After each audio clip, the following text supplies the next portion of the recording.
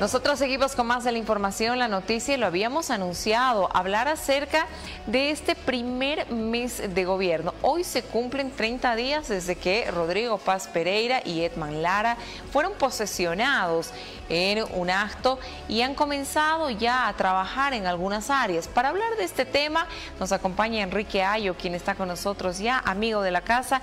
¿Cómo estás, Enrique? Buenas noches y bienvenido. Paulita, buenas noches. Ernesto, muy buenas noches. Gracias, bienvenido, Enrique. Gracias por la invitación. Y pues presto a poder conversar un poco en esta encuesta después del primer mes de gestión de Rodrigo Paz, ¿no? Y para ver, digamos, realmente cuánto ha avanzado, cuánto no ha avanzado, qué es lo que realmente han prometido, cuánto han podido cumplir. Y obviamente pues dispuestos para poder conversar sobre ello, ¿no? Claro que sí. En instantes nada más se va a unir a esta conversación junto con nosotros Franklin Pareja para abordar también el tema político de lo que ocurre, Ernesto, porque podemos decir lo bueno, lo malo y lo que se puede corregir de este primer mes, o por ahí es muy apresurado. Un mes, tal vez muy poco tiempo. En realidad son días, ¿no? Son días porque no te olvides que han estado conociendo de pronto los datos, han estado conociendo en qué situación les han dejado las instituciones, ¿no?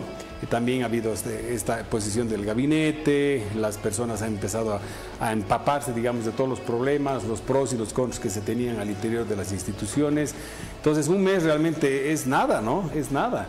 Y peor si a esto le sumas que no tienes reservas internacionales, que en el fondo las reservas son lo que nos va a permitir llevar adelante políticas públicas más agresivas, sea con el tipo de cambio, sea con la subvención a los hidrocarburos, ¿no? Entonces, creo que sí es apresurado, es un termómetro que se lo ha planteado ahí en el escenario, y que obviamente lo que más se esperaba, creo, es cubrir las expectativas o las grandes expectativas de las que tiene la población, ¿no? Creo que todos los bolivianos han visto, digamos, algunas señales, ¿no? Por ejemplo, el tipo de cambio que ha empezado a bajar. ¿Por qué ha bajado? Unos dirán, sí, hay reservas internacionales, se están abriendo los mercados, se están fortaleciendo las exportaciones, se ha quitado el arancel a la línea blanca, la línea negra, todo lo que quieras, ¿no? Pues son señales, ¿no? No son medidas de fondo, y obviamente en un mes no se va a poder ver gran cambio, ¿sí?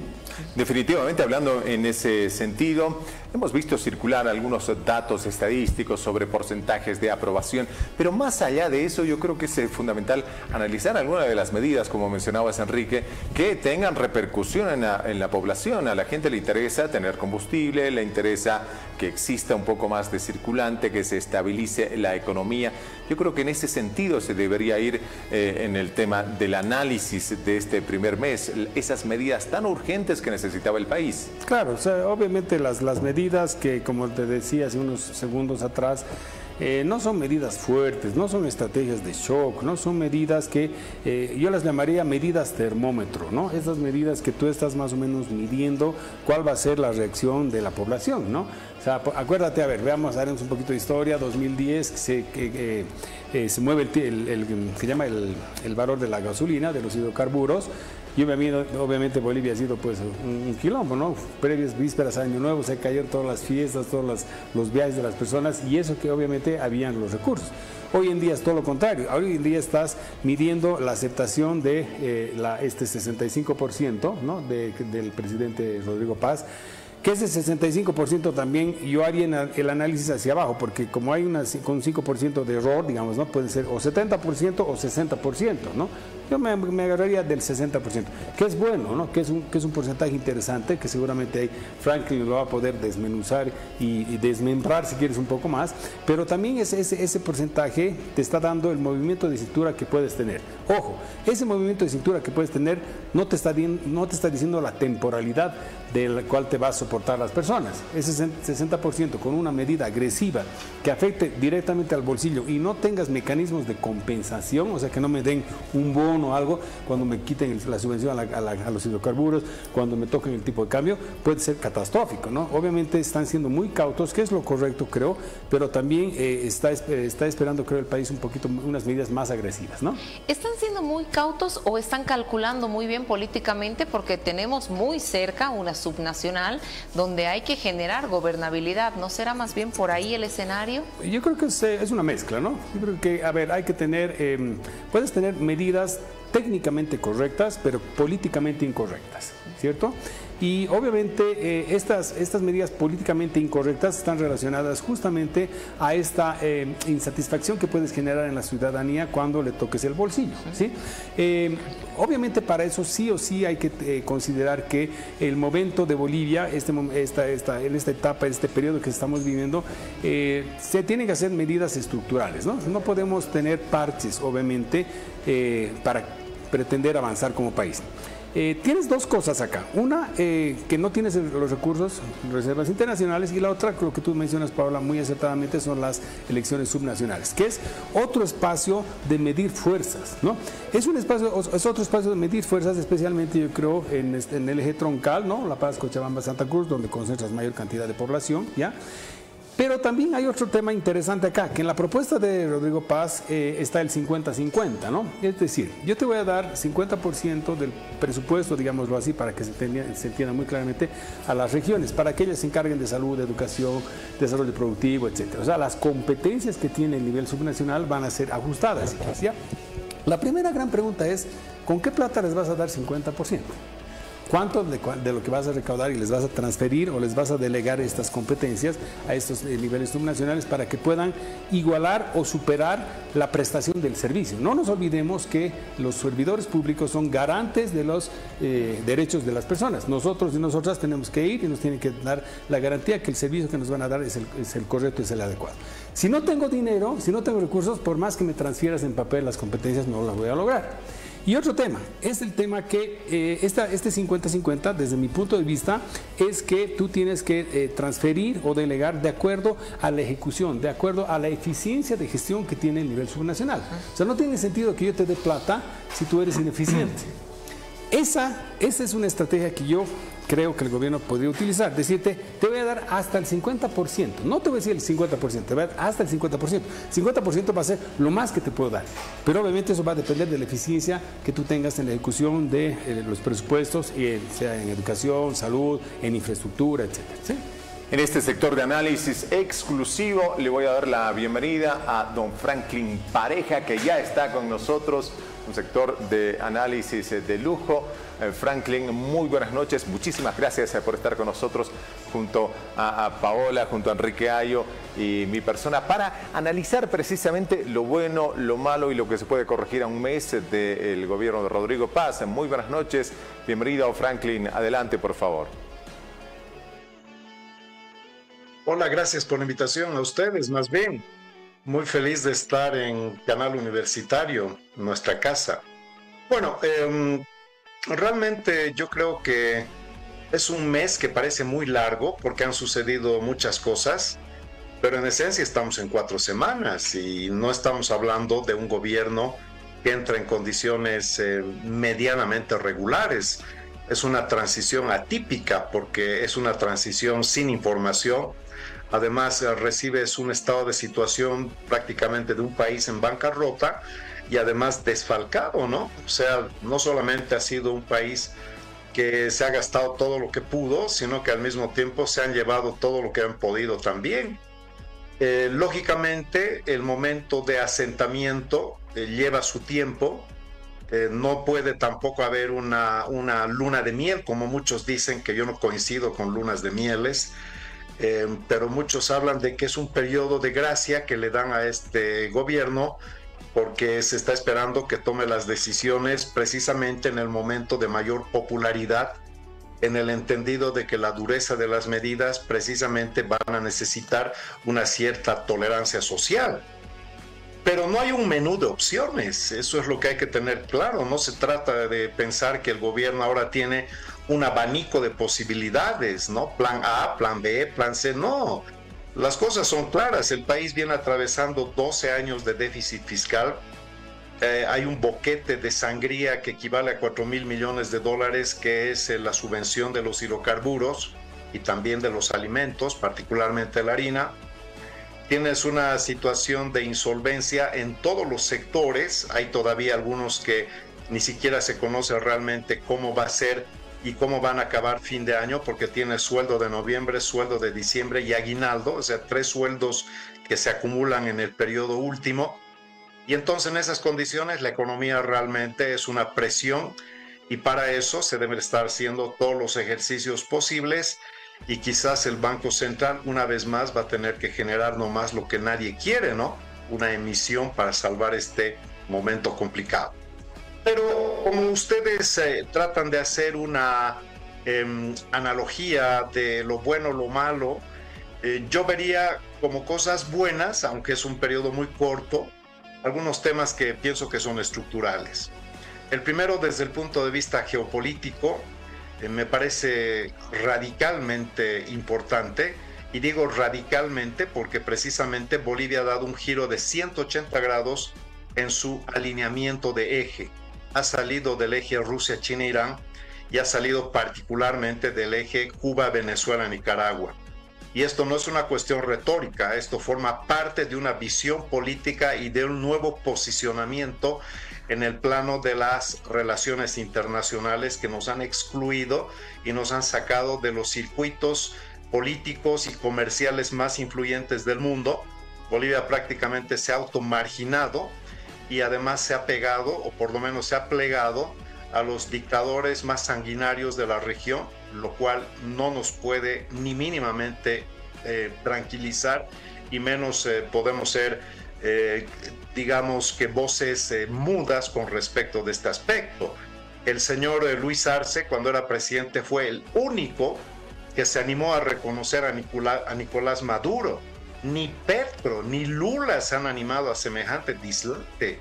Entonces, démonos cuenta que estamos saliendo de un gobierno no solamente inepto, sino que además cómplice y secuaz de estos dictadorzuelos de la región. Por eso, el primer punto que yo pongo sobre la mesa como algo fundamental, estructural, que va a marcar la nueva Bolivia de los próximos años, es que nos hemos alineado en otro espacio. Y creo que las relaciones exteriores de Bolivia ahora van a ser pragmáticas, porque no se trata de salir de un eje e inmediatamente alinearse a otro. Eso tampoco es una política inteligente. Si Bolivia agarra y se pliega directamente a Estados Unidos, tampoco es deseable.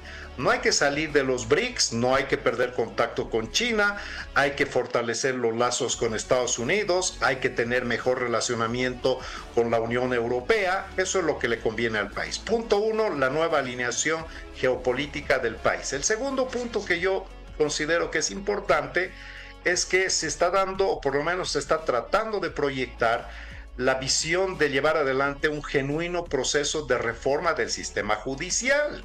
Por lo menos los prorrogados, ¿no? 5 delincuentes ya se han ido, y no se han ido porque quisieron, se han ido porque han sido echados por la presión popular y no se pueden quedar en la impunidad, tienen que sufrir el rigor de la ley por el daño que le han hecho a la institucionalidad constitucional y a la institucionalidad democrática.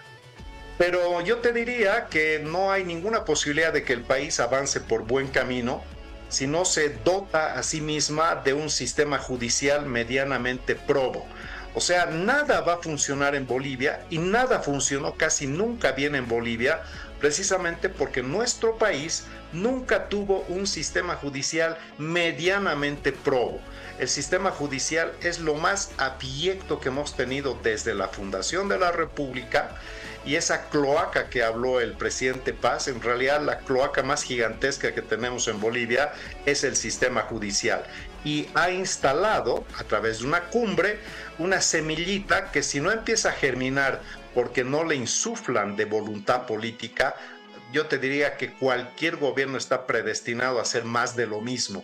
Entonces, por lo menos la señal creo que hay que tomarla y dar el beneficio de la duda en la perspectiva de que se cumpla. El tercer elemento, y con esto voy a cerrar, que hay muchas más cosas, pero yo quiero ir a lo que me ha llamado la atención, es que se está impulsando finalmente el régimen autonómico en Bolivia.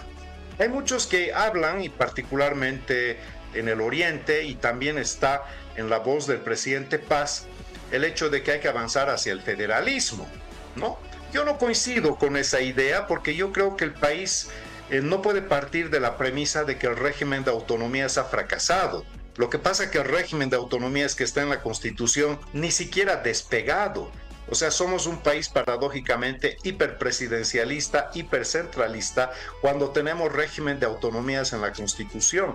Entonces, el tratar de impulsar la desconcentración del poder y la descentralización fiscal, que es la verdadera expresión de la autonomía, sería un logro gigantesco y haría que el 2030 el próximo presidente ya no sea un presidente recontra hiperpoderoso sin límites, sino más bien tendríamos un futuro presidente o presidenta con poderes limitados y tendríamos regiones mucho más vigorosas que estarían ejerciendo su autodeterminación. O sea, plantear la posibilidad del despegue del régimen de autonomías es una transformación estructural brutal que ha sido contenida por una visión centralista y concentradora de poder como fue el movimiento al socialismo. Así que yo me quedo con esas tres premisas importantes porque en el plano económico no se ha tomado ni una sola medida todavía de ajuste estructural. Eso lo puedo desarrollar en mi siguiente intervención. A eso va mi siguiente pregunta, señor Pareja. En el tema de las medidas económicas, le consultaba eso a Enrique Ayo en el estudio unos minutos antes, le hago la consulta a usted. ¿No se están tomando estas medidas porque está primando tal vez un poco el cálculo político rumbo a las subnacionales? ¿Qué dice usted? Hola, muy buenas noches. Le mando un saludo muy cordial a mi amigo Enrique. Bueno, mire usted.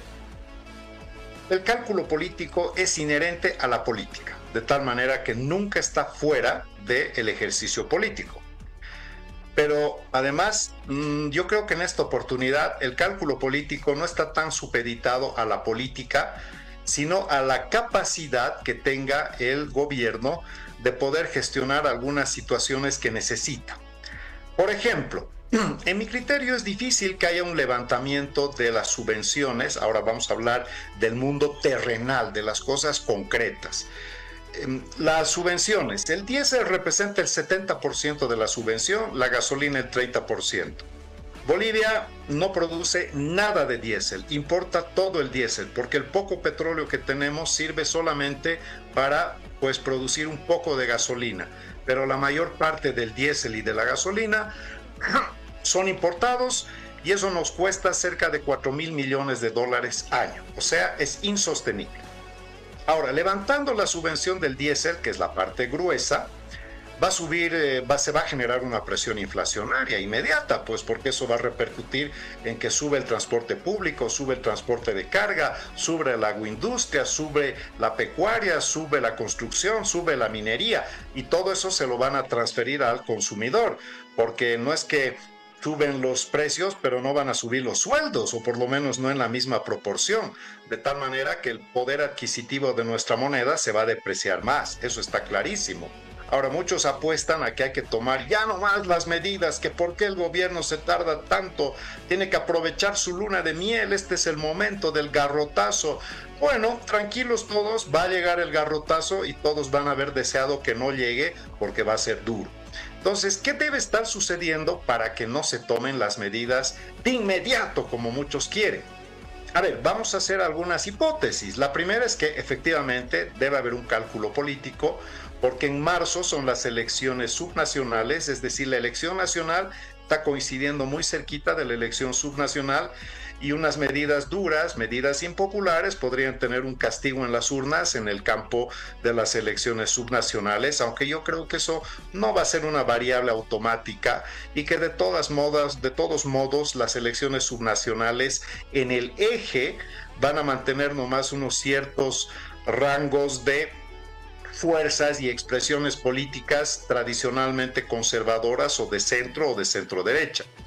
Pero en el campo rural pueden tener un impacto y eso puede ser que favorezca y potencie la protesta social, reavivando quizás algunas facciones del levismo, algunas facciones de otras organizaciones sociales, quizás el capitán Laro tenga algunos espacios también en las subnacionales, pero nadie, por lo menos es mi teoría, nadie va a obtener ese bolsón gigantesco de 250 gobiernos municipales de una fuerza política. Eso tuvo el MAS y eso creo que se va a atomizar. Así que no creo que sea la razón más importante. ¿Cuál podría ser la razón para ralentizar? Si eventualmente no se levantan las subvenciones al 100%, ¿eso qué significa? Significa que va a haber subvención todavía, solamente que en menor grado.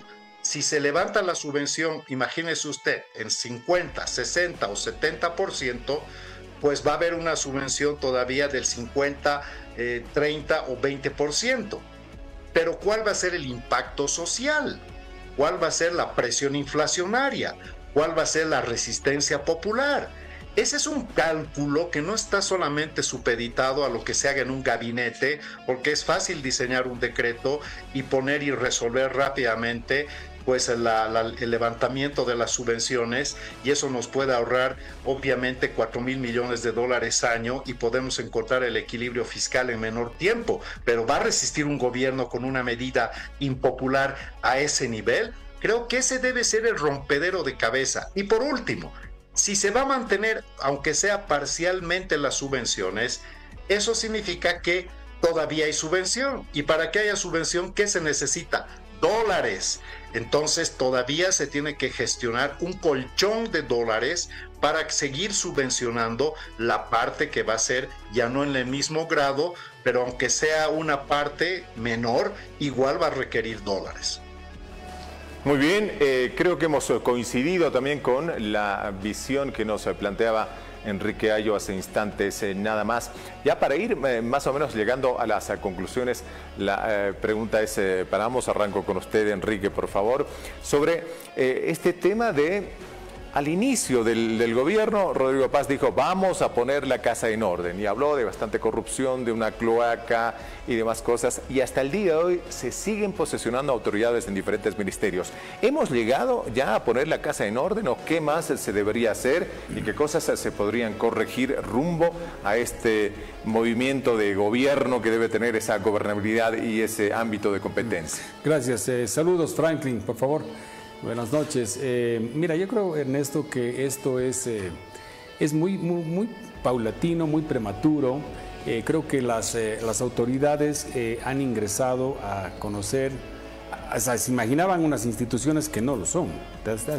Has abierto un cuarto tan oscuro, has prendido una luz tenue y te has encontrado con que no tenías nada, no tenías recursos, no tenías tecnología, la infraestructura, la norma misma estaba totalmente torcida, si quieres. Entonces, obviamente, es un cambio que se lo va a hacer paulatinamente. Creo que el presidente y su equipo ha empezado a tocar ciertos botones, ciertas instituciones de manera estratégica, y la pregunta aquí es cuán calificadas pueden estar siendo las personas que están ingresando, que pueden ser obviamente muy bien calificadas, pero la pregunta es si la parte de abajo, la base de la pirámide te va a empezar, te va a apoyar para que tú puedas avanzar, ¿no? Entonces creo que les va a tomar bastante tiempo. No te olvides que en este momento ha habido una migración, así está, una migración del PDC. Muchas personas han empezado a cambiar, ¿no? Se han empezado a borrar los registros para decir, bueno, yo no tengo nada que ver con la gestión de MAS, del Evo o de Arce Catacora, etcétera, y ahora obviamente te estás empezando a camuflar.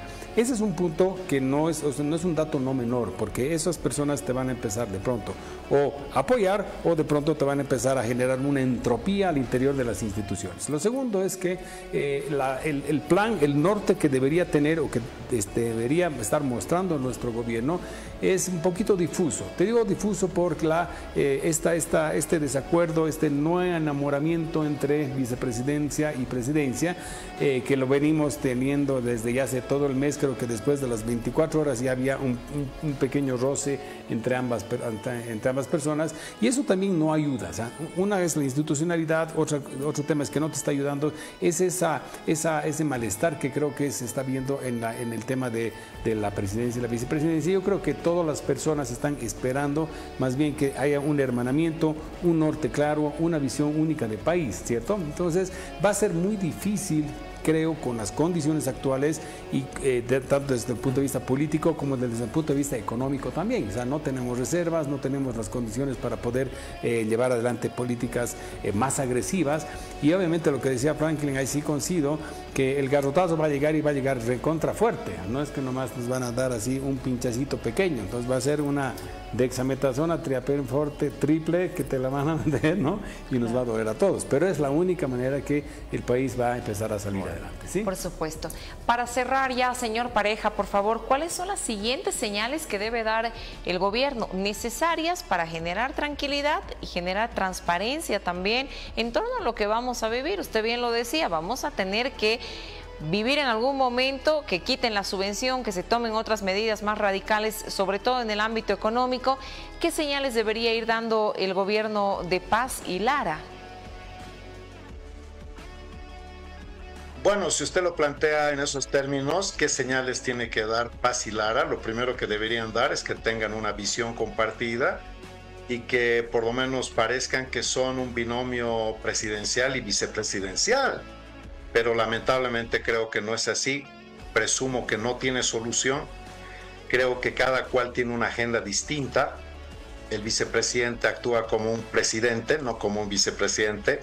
Ordena, instruye cosas que son inherentes al órgano ejecutivo y extrañamente el día de hoy hace un reclamo sobre un crédito, pero hace un reclamo a una comisión legislativa, que sobreentiende que él es presidente de la Asamblea Legislativa y por lo tanto tiene todos los mecanismos y la autoridad para pedir informes precisamente a quienes dependen, no directamente como funcionarios dependientes, pero sí quienes forman parte de ese corpus que dirige él. Sería como si el presidente saliera a decir públicamente que se ha enterado que hay una comisión de un viceministerio que está haciendo X situación. Sería absurdo, ¿no? Él es presidente del Ejecutivo y debería tomar las decisiones. Pero esto parece que no tiene remedio. Ojalá sí. Ojalá el día de mañana nos amanezcamos con una noticia muy buena de cohesión. Sería bueno que los equipos del señor Lara y del señor Paz trabajen, los equipos políticos me refiero, y establezcan un protocolo mínimo, ¿no? Muchas de las cosas se tienen que manejar en clave interna, en clave institucional, y muchas de las cosas tienen que tener inclusive ciertos límites. Pero si definitivamente dentro del gobierno se cuenta con una persona que parece que no se siente parte del gobierno, parece que no tiene ganas de ser parte del gobierno, parece que tiene su propio plan político y sus propias aspiraciones, está bien, no está cometiendo ninguna acción inconstitucional ni legal.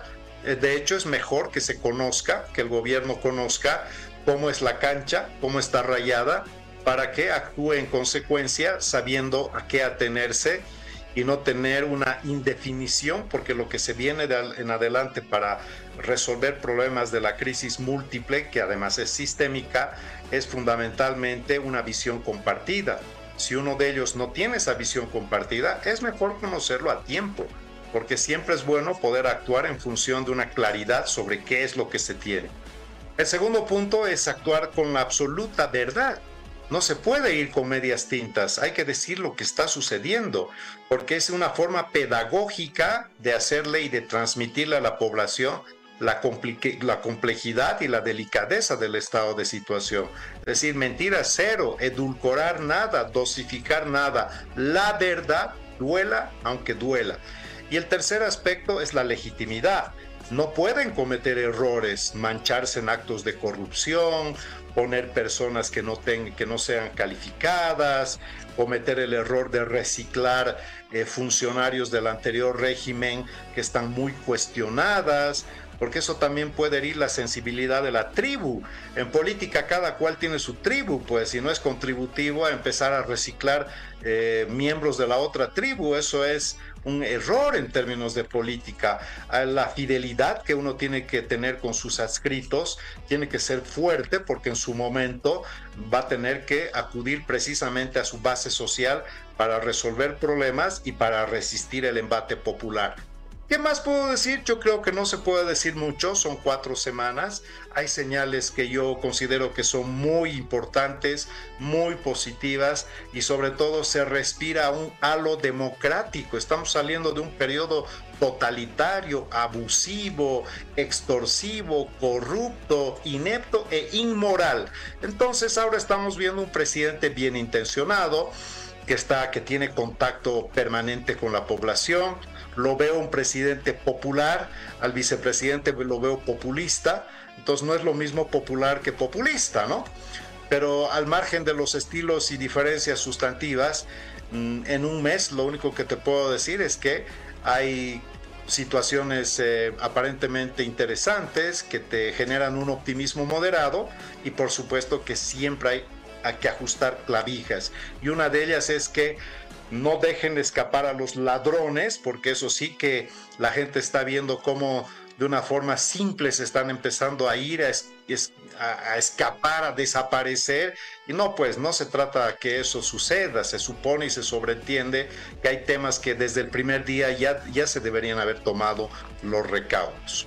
Señor Pareja, muchísimas gracias como siempre por la gentileza que tiene usted con Televisión Universitaria de acompañarnos en este espacio de análisis. Y pues el tiempo nos ha quedado corto, pero bienvenido siempre, buenas noches y gracias por habernos acompañado.